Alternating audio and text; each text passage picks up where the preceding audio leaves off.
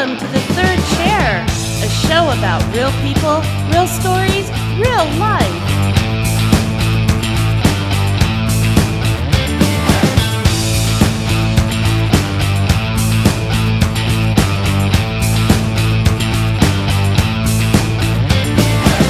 And here are your hosts for the Third Chair, Peter Grigg and Doug Bazeski. So I heard you got a new poodle. Yes, his name is Bert, after a character on Sesame Street. Can you have an Ernie then?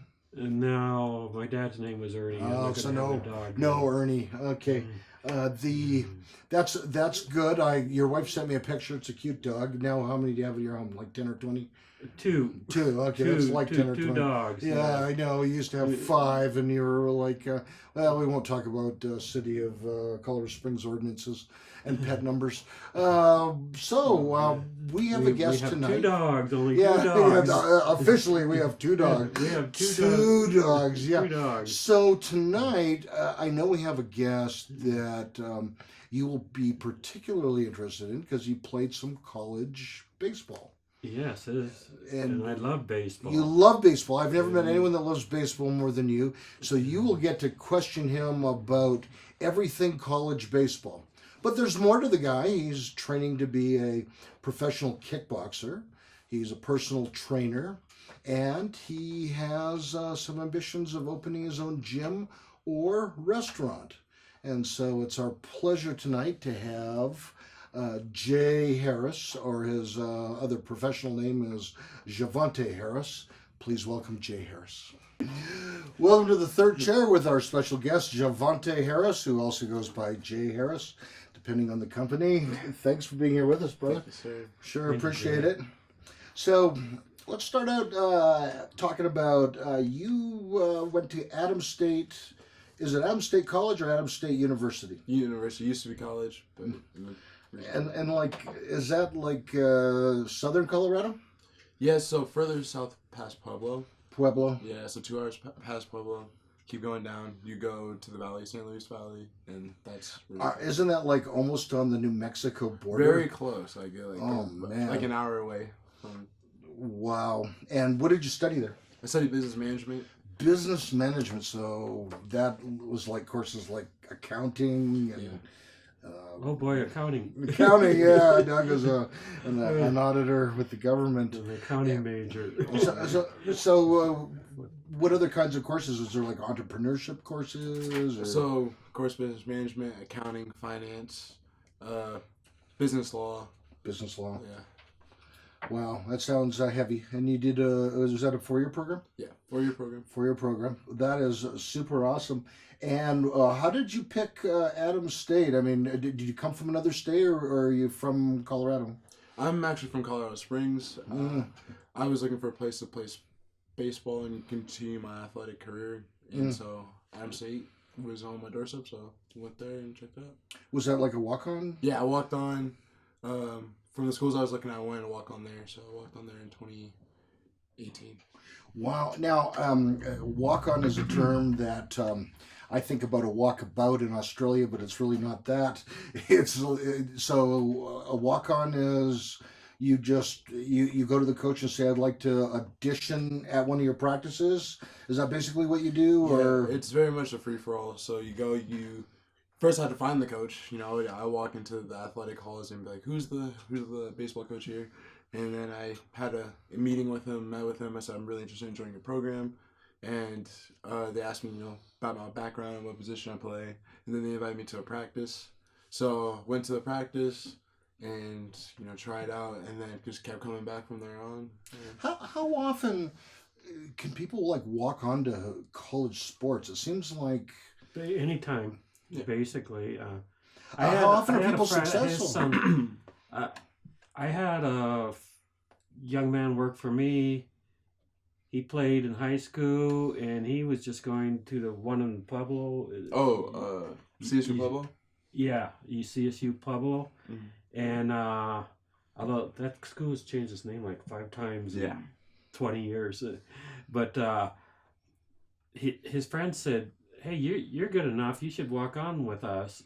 And so he just told the coach and walked on, and and he played a year, and I think he got a scholarship the second year, and So walking on, you can get a spot on the team, yeah. but that does that imply that the college then owes you a scholarship to No. keep you? So you're still paying your bills. Yeah.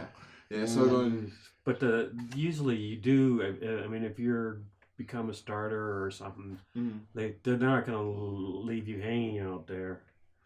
In our case, there was a few instances where even though we had people come like on the travel team, they were still paying their tuition. But most walk-ons, specifically myself, I still continue paying full time from the Oh yeah. Well, boy, that's the college getting the benefit of you as a student athlete without necessarily reciprocating But the way they should. What division was your school? A Division II? Yeah, they're D2 for baseball. D2 for baseball. So they're more limited on scholarships, aren't they? 100%. I only knew around maybe around the first starting 9 on the diamond. Those guys on scholarship. Everyone else were partial or very limited.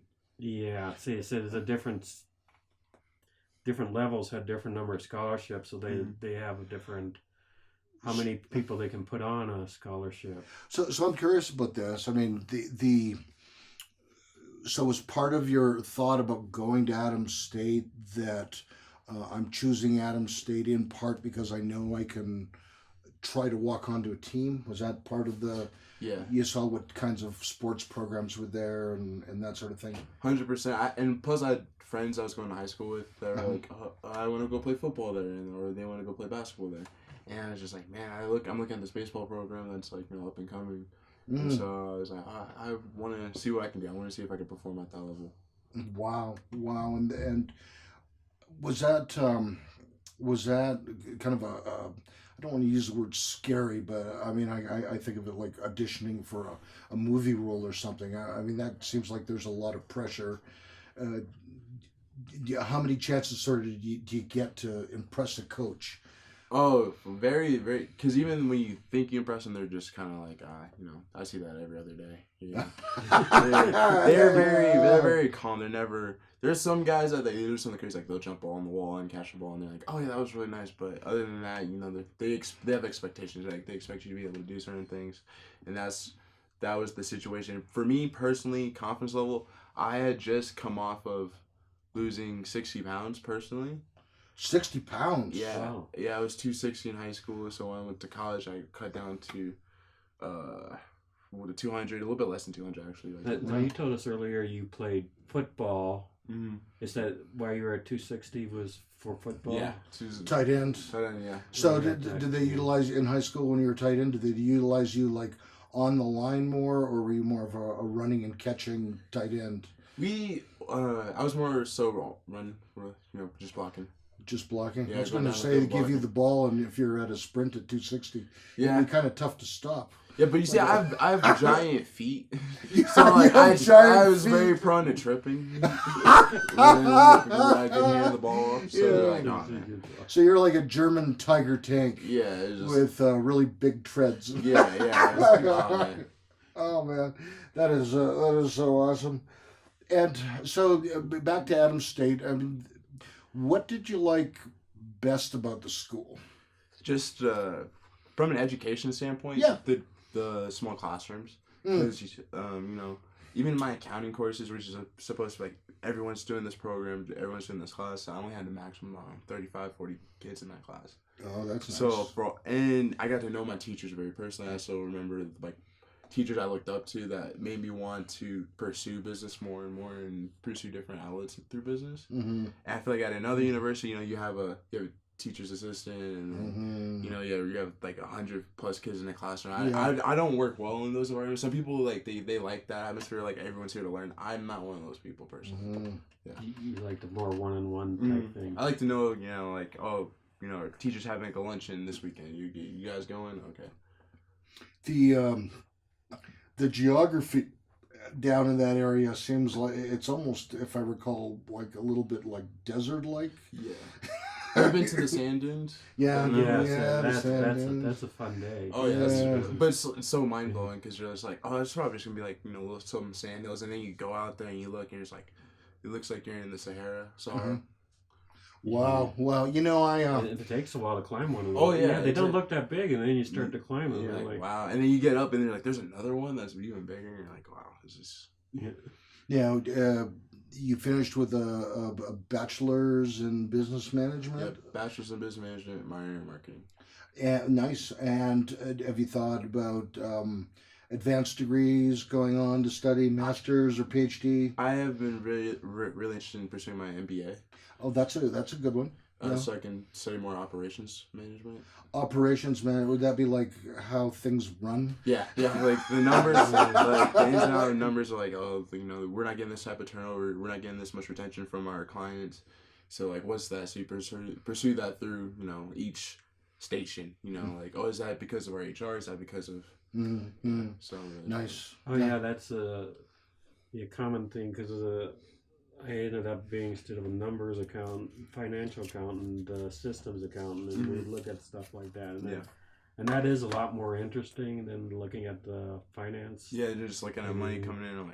But I understand when people pursue finance, I get it. I just struggle personally with my personal interest in that.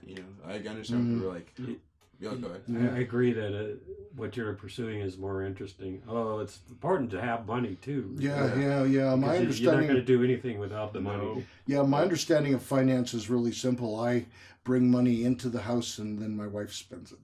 That's finance in a nutshell. The rest of the family. Well, on that note, we're going to go to a quick break, and we come back. We're going to be talking about. Are we talking about baseball, Doug, or what are we talking about? His baseball career in college, maybe even go back to high school some. Sounds good. We'll be right back. Hi, it's Peter from the set of The Third Chair. I just want to put in a good word for my good friend and owner of 9 Round Kickboxing in Colorado Springs, Melissa Lance. Her studios provide a phenomenal workout in 30 minutes. I know I've benefited from it over the last 2 years. I've lost over 30 pounds and really appreciate the encouragement, the excitement, the expertise of the trainers. It's a great workout. I encourage you to check it out. That's 9 Round Kickboxing in Colorado Springs.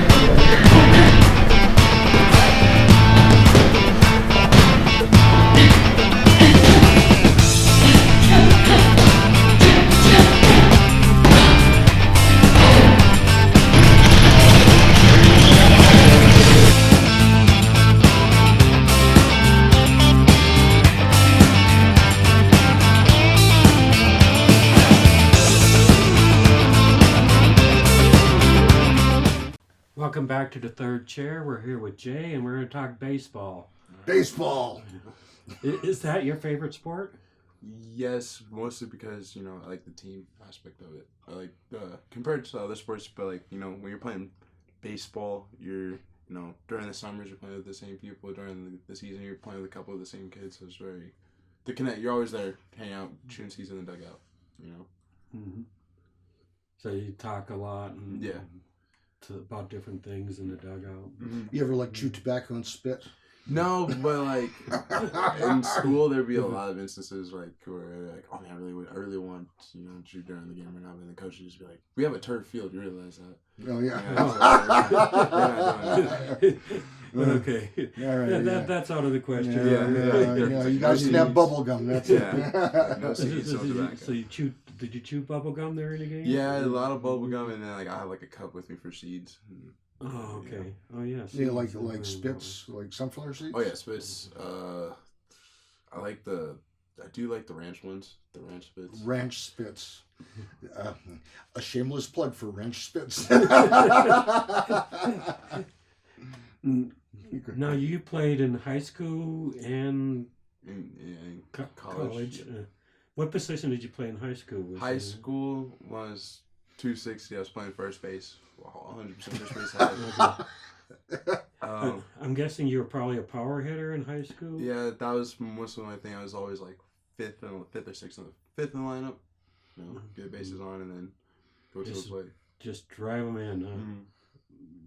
And then when you went to college, you lost 60 pounds. Yeah, I lost 6 pounds. There were like 6+ other first basemen. I actually just got a rip inside my brand new my first baseman.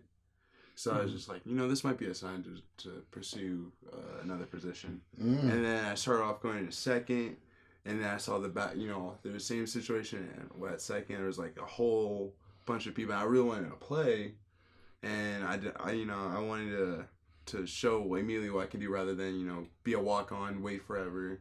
Mm-hmm. So I talked to the coaches, pursued being in the outfield, and immediately I was put into left. Left field. Mm-hmm. So were you still a power hitter in yes, college? school definitely power hitter, but got a lot more doubles rather than things to the fence. Got a lot more line drives than. So you're a line drive power. Mm-hmm. Did you ever bunt? No. Is that just something pitchers do? Yeah. Sometimes coach you give me a sign and you're just like, wait, what was that? I don't know what you're saying. I didn't see the sign, coach. Yeah, no, I heard swing away. Yeah. It might have been from a fan. Now, in college, I mean, how much time a week did you spend playing baseball when the season was on? When the season was on, after class, even if you didn't have, because practice would be around 5:30.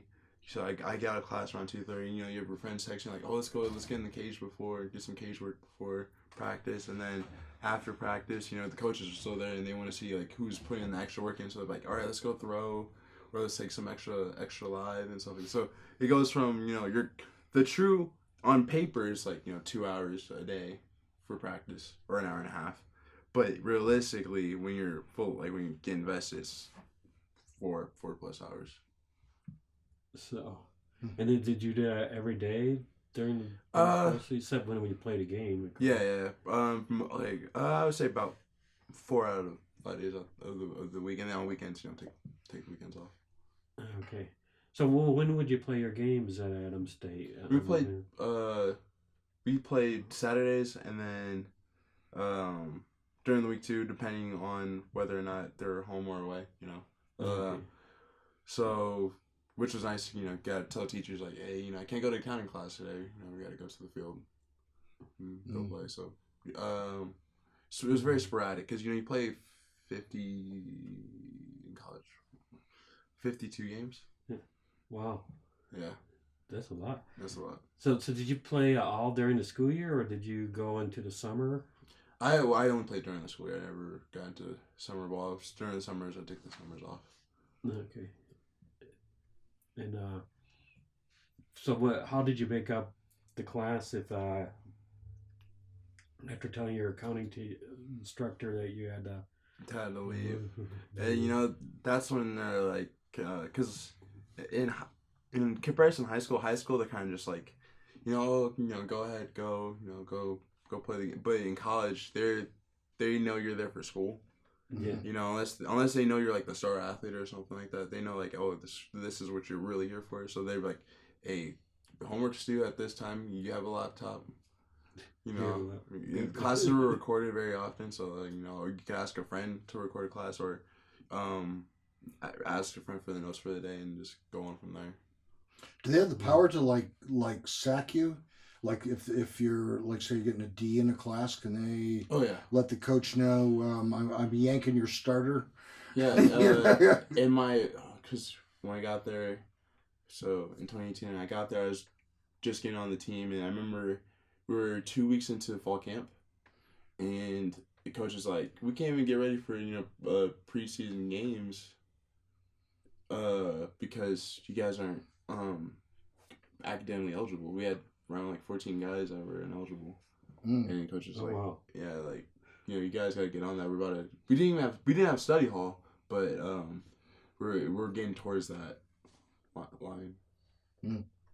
Yeah. How many guys were total on the team? Do you remember? JV and varsity.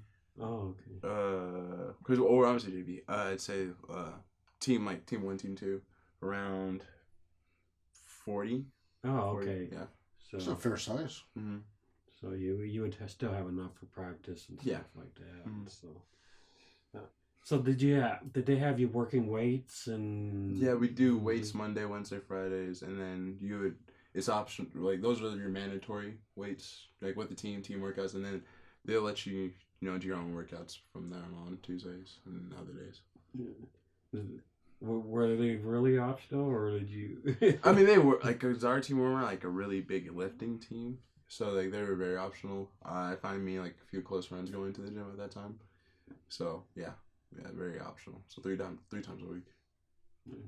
Did you like get extra protein shakes or anything from the cafeteria while you're training? Did the athletes get any special perks that way? See, our baseball program wasn't super efficient, or we weren't the biggest program on campus. Football players, 100%. Basketball players, they're getting meals to their rooms and stuff like that. Baseball was more like, you guys go to the side. Yeah, the lowly baseball players go to Subway. Yeah. Oh my goodness. That's on a good day. Mm-hmm. Good day, we're getting Subway or whatever they give us. So you played 52 games. I assume about half of them are on the road, at least. So where did Adams State? Where did they go? Oh, New Mexico, Texas. So did you stay overnight sometimes, like in Texas? In Texas, yes. Like you would, mostly on weekends though, But a lot of times it was like same day. Like you leave really early in the morning, go to especially for New Mexico, and so since we're so close to the border, Arizona, and then when you play, your most frequent games would be like the local colleges, so like CSU Pueblo, CSU Pueblo, UCCS, and what's the one? Metro, and Fort Lewis. A lot of Fort Lewis. Oh, okay. So, were you in a league with those teams? Yeah, those are our division. Okay. Yeah, in the RMAC. Not RMAC. Yeah, Rocky Mountain something league. Athletic Club. I don't know. Yeah. Some, I know the RMAC. Yeah, I think I wrote it down here somewhere. It's there was some kind of Rocky Mountain Athletic Conference, RMAC. So did you have? I don't know if you ever saw a show called Last Chance U, but so athletes would come in and they had a counselor and it's like, okay, you need this and this to graduate. Did you have a situation like that at Adams State, or how did they do it? That was very personal. Like it was cool when you watch, because I watched that show as well, and they're going to this person, like you have a person. It was very self accountable. Coach would just read off like the list, and he would publicly just in front of the whole team like so and so, so you guys have D's and F's. Fix that by next week or by this month, or else you guys aren't. That's kind of tough coaching. Yeah. You have D's and F's, but I love you. Fix it. Yeah. Speaking of fixing it, we need to go to a break, so we'll be right back.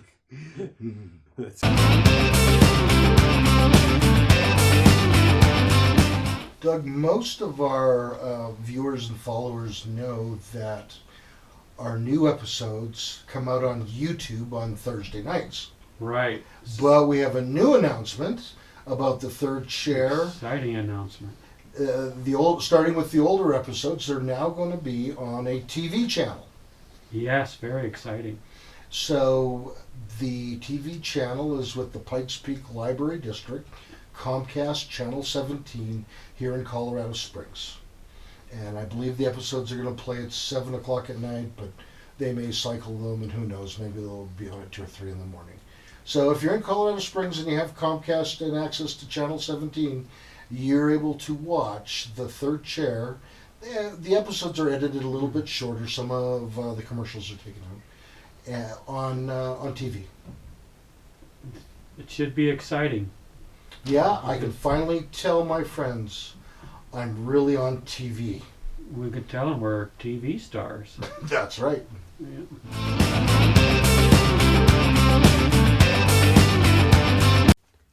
Welcome to The Third Chair. We're back with Jay. We're talking about baseball and your career in a kind of premature. You had troubles with your eyes. Can you tell us about that? So first year playing baseball, I was playing on the, because all walk-ons when you first started playing on the second team.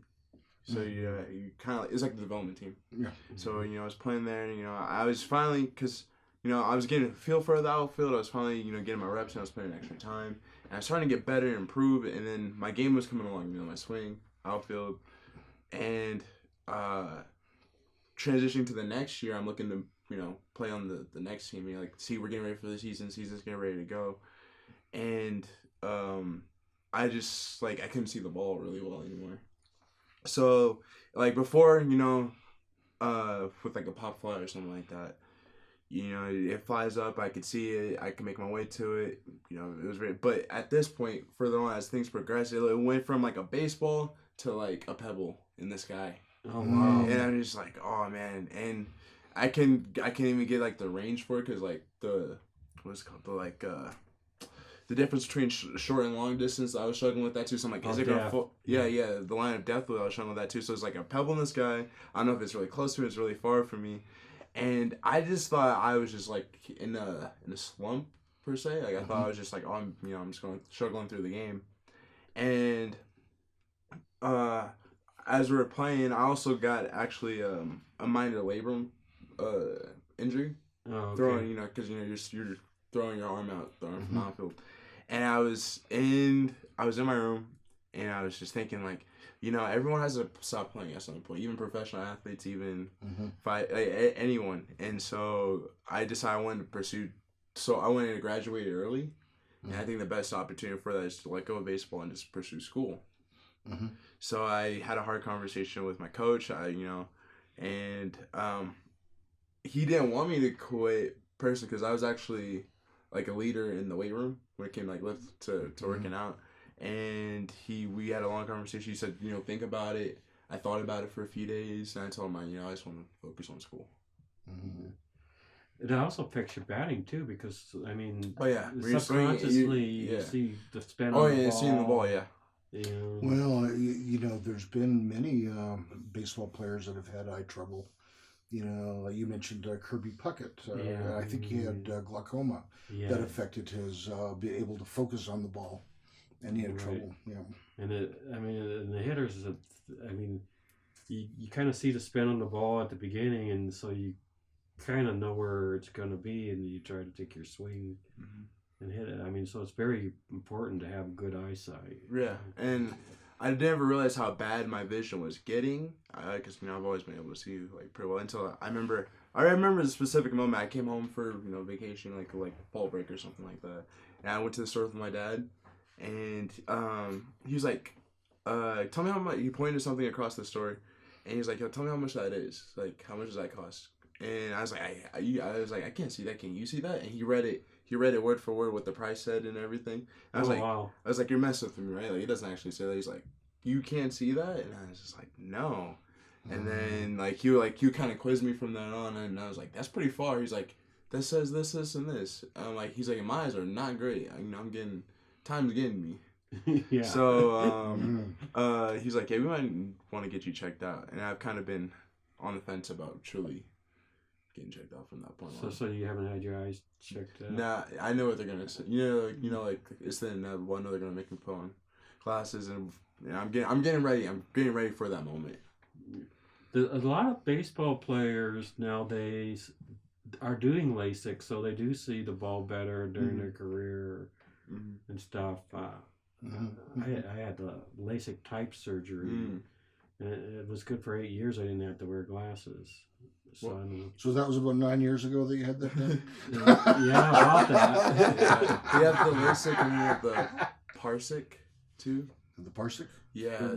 I think that's what I had, the Parsec, because my eyes were too. Is that the one the pilots used to have? Yeah. Parsec? Yeah, because that's what I had. One of my buddies, he's a fighter, and he's actually also in the military, and they told him, you have to wear contacts. And he just got the surgery for that, and he's like, you can't. He had to put on shades for about a week. He couldn't go outside. Direct sunlight really was bothering. And then they scrape your. He told me the whole process, like they scrape your eye. Yeah, I'm like, oh man, your eyes open the whole time. But you didn't feel it. Yeah. I mean, you don't feel it because they put something on. You're awake, but and holding your eyes open, but they don't. Is that still kind of freaky though? You have a guy like with with an instrument just scraping out your eyeball while it's open. Yeah. It was at first, but then you kind of got. Something out of a Stephen King novel, The hard thing is I couldn't see anything for 3. I opened my eyes and I would see lights, but I mean, the lights would all cross each other, and I really couldn't see anything, and it's like, where am I? So, are we wrapped up baseball? You got another question? We wrapped up baseball. All right, then we're going to move to hobbies, because you were asking our producer, who refuses to come on camera, but we will show his picture eventually, some technical stuff. So I understand that you. But we'll have to give a warning when we show his picture, because it could be scary. This may not be appropriate for small children. Okay, that you have interest in video production and editing and that sort of thing. What kinds of things have you been doing with that? So video production, actually work as a contractor for the MMA gym I work out at. Yes. So I do all their social media videos, their content. I set up. I'm working on setting up their YouTube channel. Nice. With like tutorials and stuff like that, and it's just a personal interest of mine. Like you have all these people on their phones, looking at all these videos, and I always thought it was it is a bunch of work, but I always thought it was like this impossible thing to like make a video like that. Oh, so are you shooting and editing mainly on your iPhone then? I was at first, but I just got a Canon 70D, which is a little bit older model. It's like a 2014 camera, but at the time where it came out, it was worth. Nice. Yeah. So So it gets the effect I want. And I'm using Premiere Pro as the editing software. Nice. I'm enjoying the process of it, and it gives me a whole new respect towards like the whole process of making just a 30 second 1 minute clip of boy, it's a lot of work. And I mean, I am not an editing guy, so it's not my personality, so we only have one editing guy, and he's behind the camera. But he still won't show himself. And so this has mainly been the gym. Are there other kinds of things you like to film, like nature, wildlife? I'm starting to film cooking. I'm starting to film like the things. Some cooking. Yeah, we're going to talk about that, your cooking interests in a little bit. Yeah, that's fantastic. So you're going to put together like a chef Jay presents how to make some kind of Cajun stuff. Nice. That's the goal. Nice. I like it. And let's then move along. Where I met you is I trained down at 9 Round, and you're a trainer down there, which you do a great job. And the fact that I'm 61 does not in any way stop you from making my life miserable and pushing me hard. And so you have to make his life miserable at least till 70. Okay? Yeah. Maybe he has that. Yeah. Well, I appreciate it. I've lost a bunch of weight, and it's good for helping me keep up with my grandkids. So, personal training in general. What do you like about being a personal trainer, and what's the hardest part? Hardest part is definitely getting. Favorite part is, of course, the members, because like you meet all these people from like different aspects of it, and on a general basis, you don't get to see what a person, you don't get to know a person like all their background day to day. You know, like, there's so many people that come in at all the locations we go to. Like even you, Peter, like, oh, I didn't know you're from Canada. Didn't know that you pursued med school and stuff like that. So I'm like, oh, you get a really true interest in others. Hardest part is definitely waking up 4 a.m. Oh my god! And isn't there like a big lineup of people too that are like waiting, like I gotta get my workout in before I get to work at 7, you know? And, not like, well, sometimes like I'll just be getting through the door and there's someone like, are you ready to go? I'm like, I still haven't. Woken up yet. We gotta get. All right. Well, we're going to take a quick break and we're going to continue asking a few questions about being a trainer when we come right back.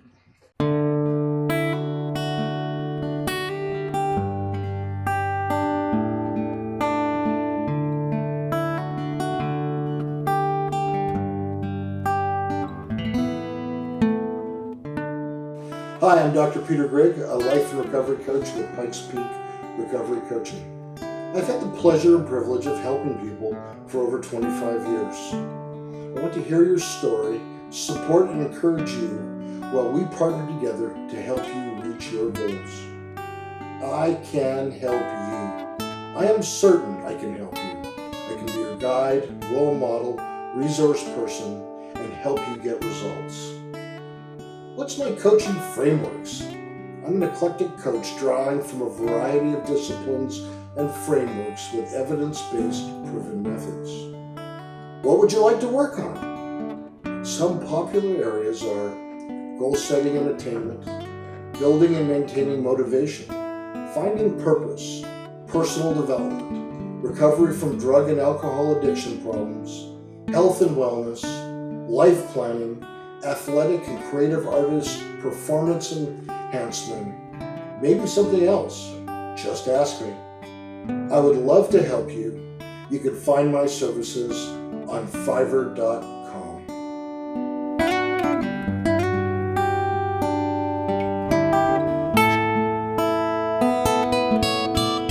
Throwing me off the timer.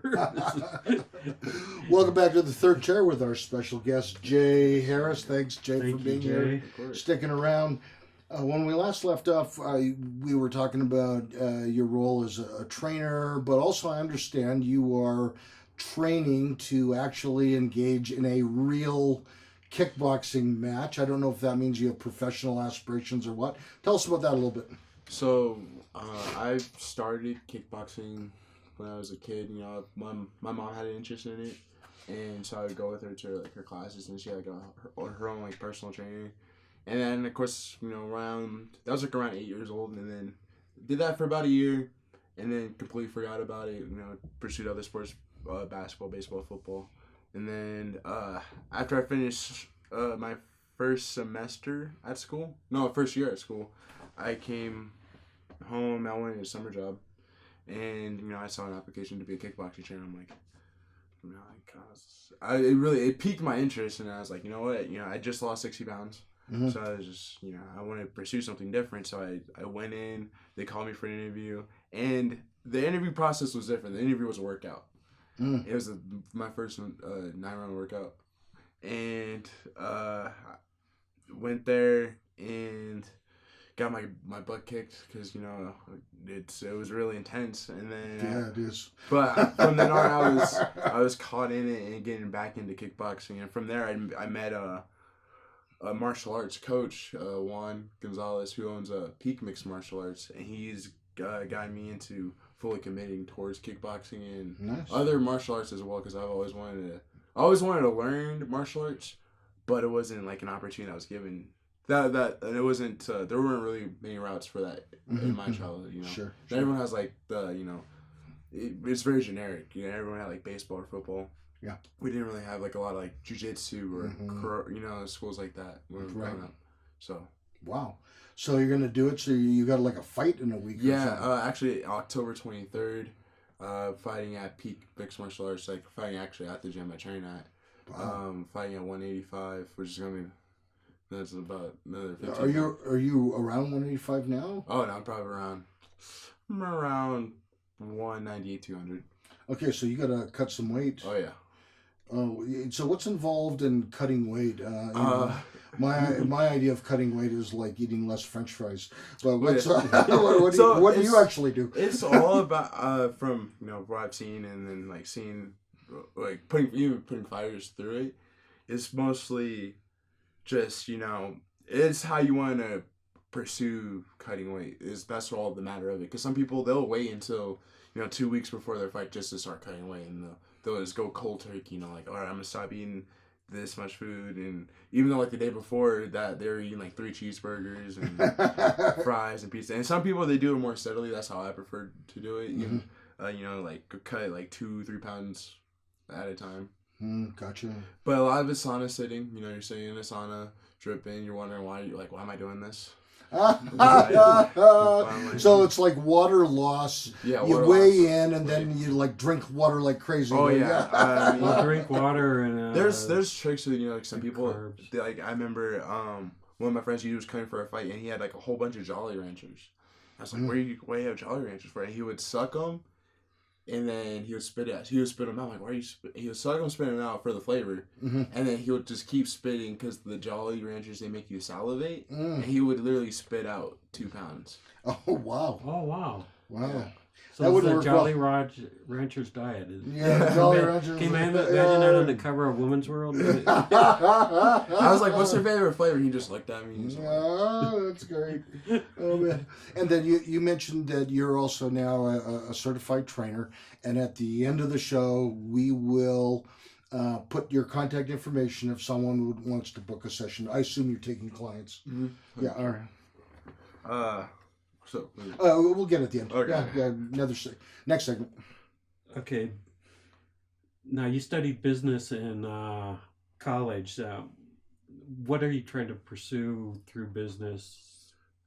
through business, overall, and then I want to be able to run my own either gym or restaurant. That's been my goal since going to school. That's why I go to school, to pursue. I either want to run a restaurant or run a gym, whether that be a Cajun restaurant or the main goal would be a Cajun restaurant, and then gym, preferably resistance training, like lifting, like a lifting gym.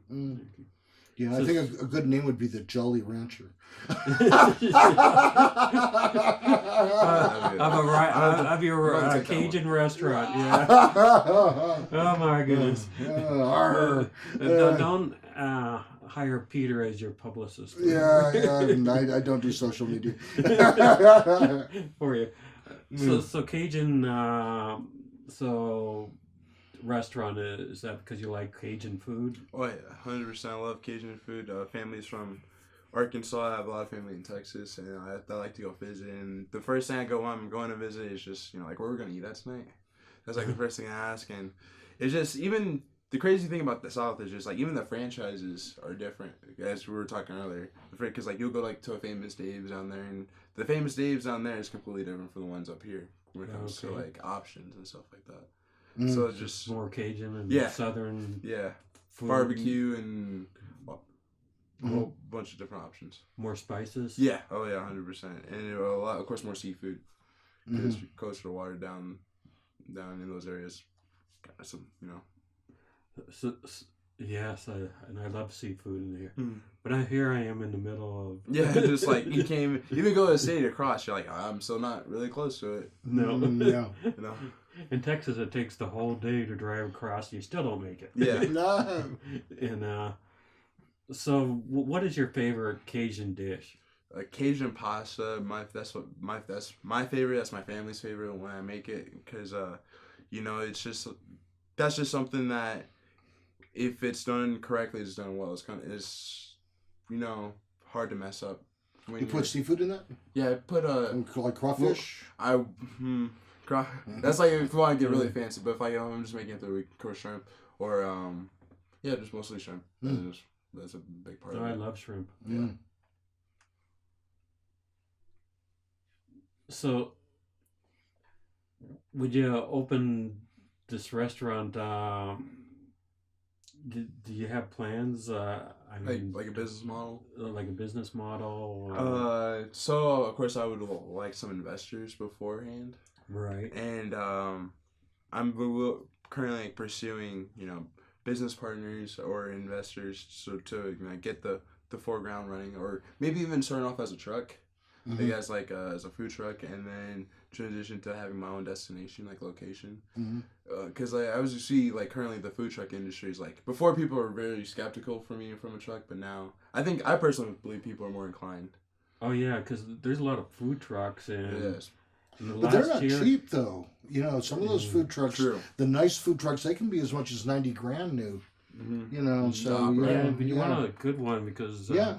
We have some come to our neighborhoods, and some of them, I mean, they were having troubles with their truck, and they had been having troubles with their truck, and I mean, they lost our whole evening, and they thought they might have to shut down for a month. And I mean, that's a lot of business you're losing. Yeah, in a month. So you do want a good solid truck. Yeah, I think my first food truck would be like a popsicle truck. Yeah, yeah. With the little bells ringing and a big Jolly Rancher on the side. Jolly Rancher flavors. Yeah, Jolly Rancher flavors. So would you do the cooking in the food truck? Yeah, definitely in the food truck. I personally love preparing for big crowds. Sometimes like cooks and chefs, they prefer to cook for like families and stuff like that. Like even at home, I have like the whole stovetop griddle sheet.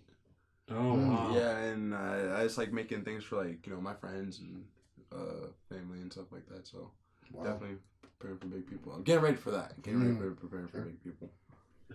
So would you have a big menu, or would you just have a few items that you would specialize? I would definitely start off just doing specialties, because like big menu just is big time. It takes more time to and then your orders, that messes up your orders. So I think it's easier just stick to what you know and stick to like very limited options. Yeah, we were talking about food trucks earlier, and I said it seems like the ones I like better are the ones with limited items, because they can specialize on those. Get them done, and they're more tasty because they know like what they're making. And it's easier to have followers then too. Is if people are going to your food truck for your Cajun pasta, you'll have them returning just for your Cajun pasta. Yeah. Yeah.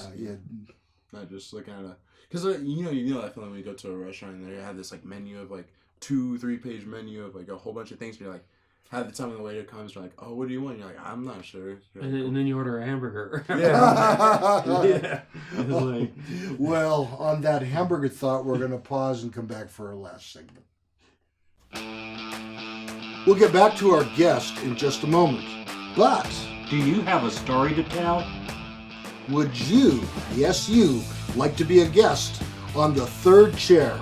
Send us an email and tell us about yourself and your story. And please follow us on social media. Now back to the episode. Welcome back to The Third Chair. We're here with Jay. We're going to talk about your family, Jay. So, what was it like growing up in your family? Did you have brothers and sisters? I'm actually the only one. I'm the only child. My parents met at Fort Carson. They were both on base. And they got married 3 months after meeting each other. And, yeah, and then they had me 2 years after. And they said, that's enough. My wife and I, we waited a little longer. We were like 8 months, but we had our daughter 2 years later, and we said that's enough. So I understand where your parents are coming from. And they got out. They got out of the military, and they wanted to stay here because they had friends. They made friends here, and grew up closer to Doherty, born and raised there, same house since I was a kid. Wow. And overall it's been a good journey. You see, living here in the Springs, a lot of people come and go. Like very, very often. So you get to meet a lot of people and you meet a lot of new faces. But overall, a great experience. And then you said earlier your dad is involved in music? Yeah, my dad, he actually has his own studio, like, and very similar to this one. He has his own in-home studio where that's like his escape. He loves to make music. He loves to, just like create. That's where he gets to open that creativity side, Mhm. which is probably why he's like a little bit been a little bit more crankier now, because it's under like he's fixing it up a little bit, so he hasn't been able to like make anything. Oh, Yeah. Yeah, our producer gets a little cranky too when he's not making stuff.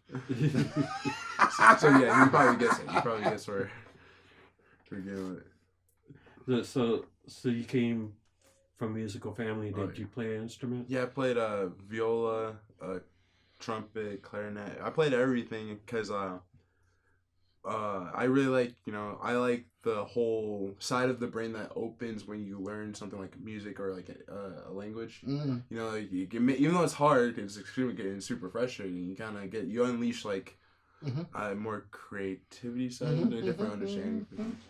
Well, you seem like a creative fellow because you're talking about opening a Cajun restaurant, and you also were involved in the film, and you said you filmed your own cooking, right? Mm-hmm. Yeah, filmed on Cajun pasta. I filmed. I'm in the process of editing. I made Euros the other day. Nice. So I'm in the process of editing that clip. So yeah. And, Wow. Nice. And you also have your own. You're certified Personal trainer. Yeah. Personal trainer. Yes.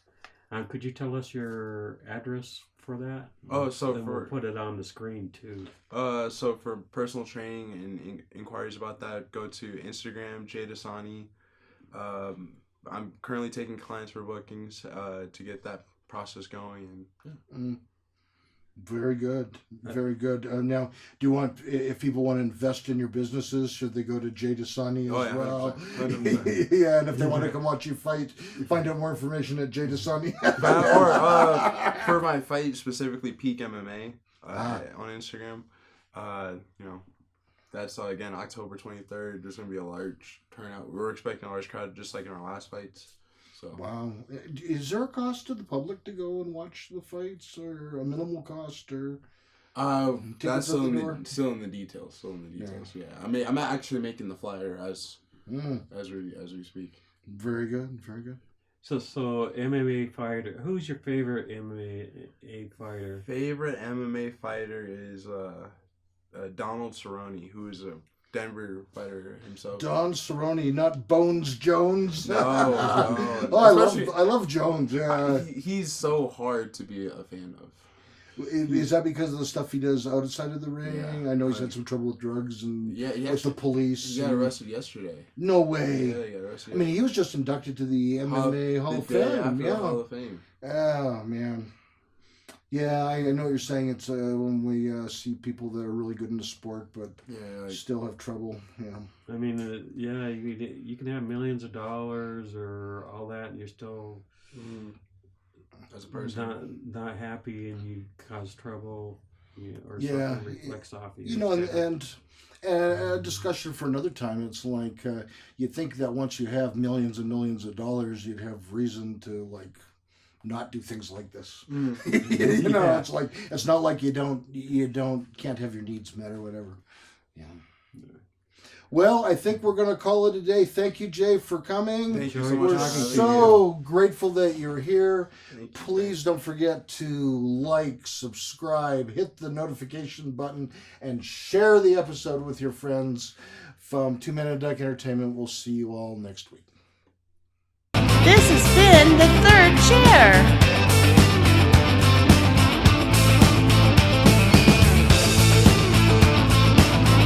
Want to be a guest? Want to sponsor our show? Send us an email. Please subscribe to our channel and follow us on social media.